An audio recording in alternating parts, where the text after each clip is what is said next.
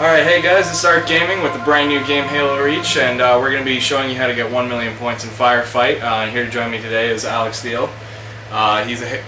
You call yourself a Halo fan, right? You're a Halo fan? Alright. Yeah. So, he's a bit more of a Halo fan than I am, so he's probably a little bit better than me in Firefight. So, basically what we're going to do today is we're going to show you the easiest, most efficient way to get 1 million points. Now, one of the biggest things you need is pretty much a friend or someone or a couple people, because you get a higher bonus. So basically Bungie's like, here dipshits, if you don't have a friend, go fucking make one. So I made a friend and we're going to play some Firefight. So the first thing you're going to want to do is you're going to go into your missions. You're going to select Corvette. It's the smallest map, easiest to get points. Regular old Firefight will work. And put it on Legendary. You get 1.5 multiplier bonus. Go into your game options. That's the first thing you're going to want to do. You're going to go into your Firefight settings. Once you're there, you're going to set your wave limit to unlimited, because you're going to need it. So no limit, no turn, blah blah blah blah. Then you're going to go to your... Sorry, I gotta see here. Back to the Spartan settings next? No, yeah, we're going to go to the wave properties. Oh, yeah. So you're going to change your rounds, turn on all the skulls, which it already is. All the options are ready. Heretic heavy for all of them. That's what you want. So you get the most points out of all yeah, the kills. Most points, most people. And for the boss wave, you can just leave it the way it is. It doesn't matter. You can mix it up a little bit. Whatever settings you find more comfortable. You can actually change the bonus round as well. I made it all hunters instead of grunts. They give you almost 3,000 points to kill. Fairly easy to kill if you're invincible. Okay, and from there, you're going to go back and you go to your Spartan settings. And you're going to change all of this to unlimited lives. That's pretty much that. Then go to your base traits. You're going to change your shields and health so you're invincible. Make sure you can't get assassinated or headshotted. Weapons and damage.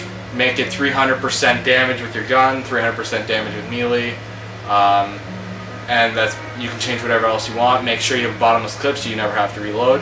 That's probably the best part. Yeah. You can change your movement around so you can jump higher, gravity lower, all to your preferences. Alright, so now that's out of the way, we'll start it up.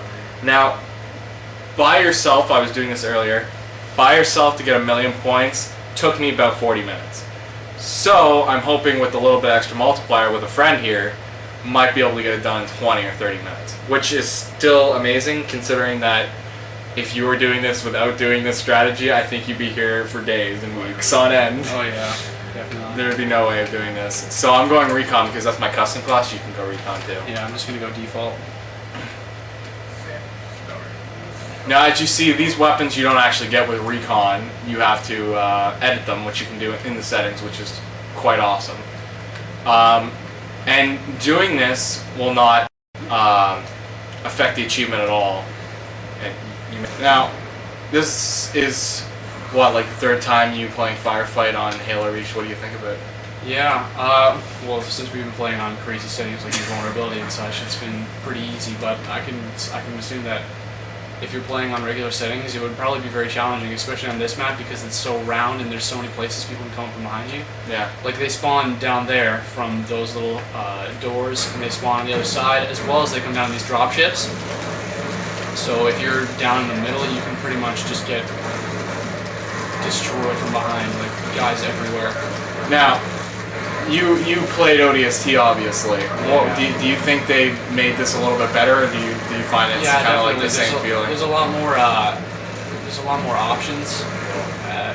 Obviously in the enemies too, right? Because they have all the new enemies and whatnot. And well, technically it wouldn't be the new enemies; it'd be the older enemies because you know the elites left. I guess so. The elites left. Different enemies, we'll say. Yeah. Yeah. Okay. So yeah, I agree.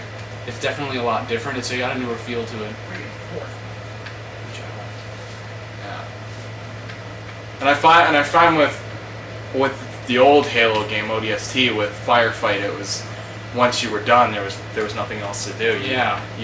Once you played Firefight a couple times, you were done with the multiplayer. Pretty much, yeah. You got bored of it very easily. And in this, there's a bunch of more game types like Gruntpocalypse, where everything is grunts. There's the new Firefight mode, which is not endless, which is pretty cool. Hey, when it comes to the bonus round, I'll give you $5 if you can get a Killionaire on Hunters. I will actually give you $5. Alright, let's see. I don't have it on me right now, but I'll give you $5. Yeah. You're just like, yeah. That's not going to happen. Fine, I will give you $2, which is in that change bin back there. Okay, fine. If you get a Killionation, I am like the happiest kid ever. Yeah, there's so much in this too. You even have little random, really useless armor parts that everyone's gonna be buying. And you barely see it. Yeah. Like this little thing that sits on your arm costs like $150,000. Or a little tiny pack that's on your hip. Or on your helmet or whatever. And but I think the problem is people like this game's gonna probably be a lot more cosmetic. Like if you have the money, you're gonna buy all this useless crap, and no one's ever gonna see it. But it's the fact that you know you have all the best gear. It doesn't change anything. Like I think it's also like 2 million credits to buy like these little things that change. Like it changes how you die. So if you die, like confetti will come flying out, or it's the most ridiculous thing I've ever heard. But I guess if you have the points, you'll buy it because then everyone else will have it. But a couple years down the road with this game, everyone's gonna have everything, and it's just, I think that's the wall in this game. When everyone gets so much cash that they can buy everything in the store and there's nothing else to buy. Which is gonna happen too, because there's so many people who play Halo that have logged like more than 10,000 games. So which is going to give you so many credits in this game if you play Halo Reach like you did Halo 3. Considering I haven't even gone online yet, and I've probably made over 150,000 credits, not even going online. Yeah. So it's, I can only imagine what's going to be like online. It's also but what I think Bungie should do, and I'm sure they probably have this idea already, if not, I'm giving you my idea, is to make updates with new armor. They're probably gonna end up doing every one, like I don't know, every 3 months, there's new armor you can buy. Add a whole new set or something. Make it more expensive than all the last ones. Yeah. And keep progressing, making it more and more expensive. Plus, that's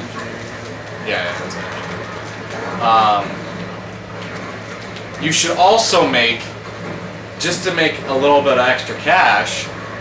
Which I'm sure Bungie likes to do, considering if you're looking at their franchise, I'm sure they do like to make a lot of money.